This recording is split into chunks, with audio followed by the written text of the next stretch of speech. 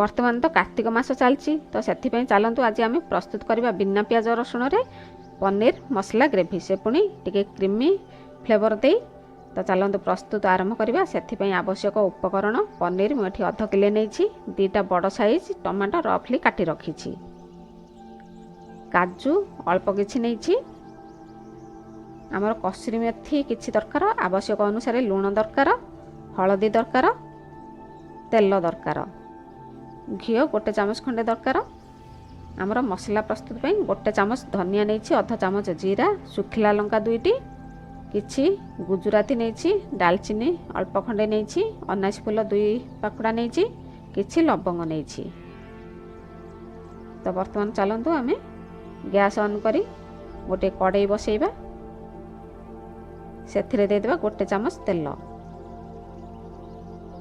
बर्तमान से सुखिला लंका को टिके खंड कर देदेबा आपन जेतिकी राग खाउथिबे से अनुसार लंका नेबे ताको हल्का भाजी नेबा से हल्का भाजी हो जिबा परे आउ बाकी मसला सब देदेबा जीरा धनिया ए सब जो आमे रखिथिले सी हल्का भाजी हो जिबा परे बर्तमान देदेबा काजू काजू हल्का भाजी हो जिबा परे हमरो रफली काटी रखिथिबा टमाटो देदेबा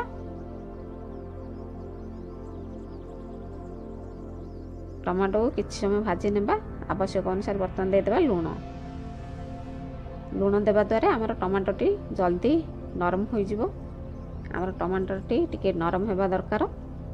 बर्तमान देदेबा हलदी लुण हलदी भल भाव मिसई नेबा से भल भाव मिसी जिबा परे आमे लो फ्लेम रे ताकू ढांकुणी दे सिझिबा को छाड़िबा। या भितर चलंतु आमे पनीर को छोट छोट पीस कर नेबा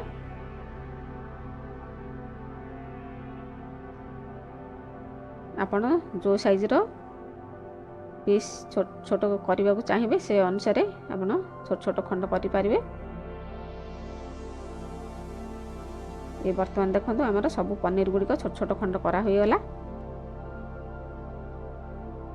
बर्तमान देखिबा आमर टमाटो भाजी हुई नरम हेलानी कि नहीं ये तो टिके नरम हो गलानी। ये देखंतु बर्तमान गैस बंद कर देबा गैस बंद कर दे ताको ओल्हे नेबा से ठंडा हेबा को छाड़िबा। आमर एकदम फ्रेश दही मु एठी 2-3 चामच नहीं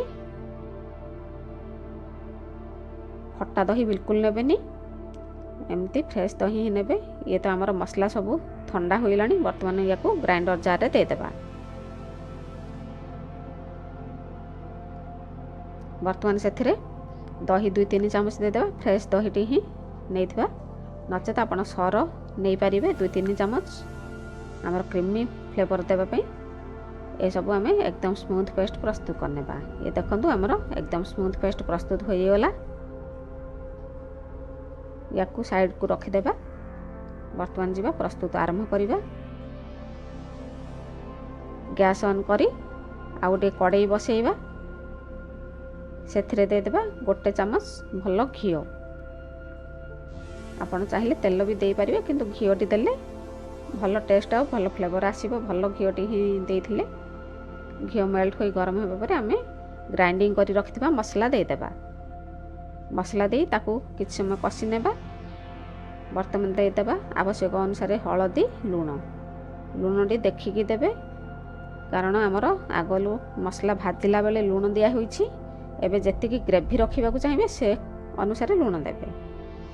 से किसी समय कषि हो जावा परे बर्तमान देदेबा आमर कसुरी मेथी हाथ में टिके मकचिकी एमती देदेबा। कसुरी मेथी दे सारिबा परे ताकू भल भाव मिसई आउ किछि समय कषि नेबा।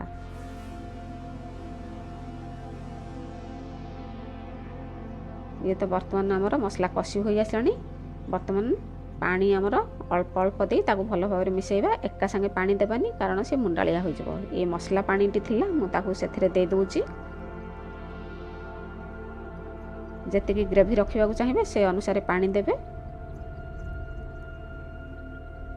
से ग्रेवी फुटिबा पर्यंत टिके छाड़िबा ग्रेवीटी फुटी जिबा परे आमर छोट छोट खंड करी रखिथिबा पनीर दे देबा।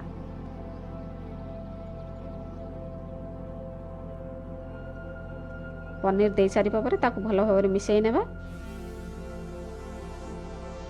भल भाव मिसई सारिबा परे किछ समय फुटिबा को छाड़िबा। 3-4 ମିନିଟ୍ ଖଣ୍ଡେ ତାକୁ ଫୁଟିବାକୁ ଛାଡ଼ିବା। ସେ ପନିର ସାଙ୍ଗେ ଯେମିତି ମସଲା ଭଲ ଭାବରେ ମିଶିଯାଏ। ଇଏ ତ ବର୍ତ୍ତମାନ ଭଲ ଭାବରେ ଆମର ଫୁଟିଗଲାଣି 2-3 ମିନିଟ୍। ବର୍ତ୍ତମାନ ଗ୍ୟାସ୍ ବନ୍ଦ କରିଦେବା। ତାକୁ ଓହ୍ଲେଇ ନେବା। ବର୍ତ୍ତମାନ ଆମର ପ୍ରସ୍ତୁତ ହୋଇଗଲା ବିନା ପିଆଜ ରସୁଣରେ ପନିର ମସଲା ଗ୍ରେଭି। ସେ ପୁଣି କ୍ରିମି ଫ୍ଲେଭର ଥାଇ ୟାକୁ ଆପଣ ରୁଟି ସାଙ୍ଗେ ହେଉ ଭାତ ସାଙ୍ଗେ ହେଉ ଖାଇପାରିବେ। ବର୍ତ୍ତମାନ ଗରମ ଗରମ ସର୍ଭ କରିବା। ଏହିପରି ପ୍ରସ୍ତୁତ କରନ୍ତୁ, ଖାଆନ୍ତୁ।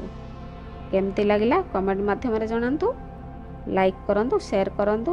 ସବସ୍କ୍ରାଇବ୍ ଯଦି କରିନାହାନ୍ତି ମୋ ଚ୍ୟାନେଲ୍ ତାହେଲେ ସବସ୍କ୍ରାଇବ୍ କରିନିଅନ୍ତୁ। ଧନ୍ୟବାଦ।